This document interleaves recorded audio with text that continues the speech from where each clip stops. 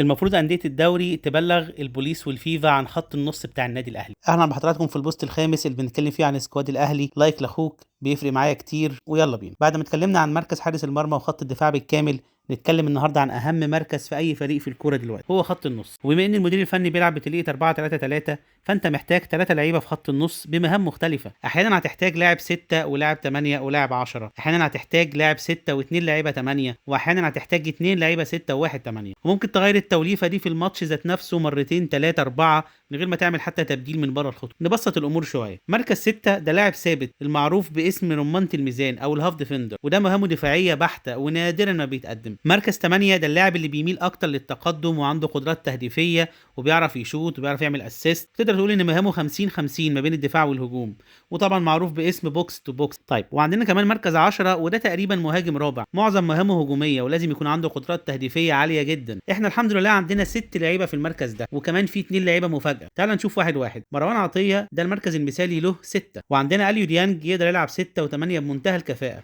امام عاشور يقدر يلعب 8 و10 بمنتهى الكفاءه. بن رمضان يلعب 8 و10 بمنتهى الكفاءة، وكمان يقدر يلعب 6 بدرجة أقل. قفشة بالنسبة لي لاعب 10 فقط، ونفسي طبعا يطور من نفسه ويقدر يلعب 8 كمان. أحمد رضا يقدر يلعب 6 و8 بشكل مقبول جدا. طيب، لما يبقى عندي 6 لعيبة وأنا محتاج 3 في الملعب، هل ده كويس؟ خلينا نتكلم عن شقين، النوع والكم. النوع احنا عندنا كفاءات مرعبة حقيقي. الكم العدد هايل، 6 لعيبة عندك 3 في الملعب و3 بره، بس لان المركز ده حساس وبيتعرض لعيبته لضغط بدني عالي جدا وكمان انذارات وممكن لا قدر الله اصابات عضليه، فكده العدد مش كبير، ده يا دوب. لكن الاهلي عنده 2 لعيبه تقدر تلعب في مركز الثمانية والعشرة بشكل مرعب، زيزو وتريزيجيه. وعملوها قبل كده مع المنتخب، وزيزو لعبها مع الاهلي في كاس العالم للانديه وكان نجم الماتش دوت كمان. المركز ده في الاهلي هو الاقوى. عندنا خط وسط الاقوى في افريقيا، واللي عنده خط نص زينا نقول له يا عمنا. وهيبقى خط النص ده هو سبب التتويج بكل بطولات الموسم ان شاء الله. التوليفه المثاليه بالنسبه لي مروان عطيه، امام عاشور، بن رمضان.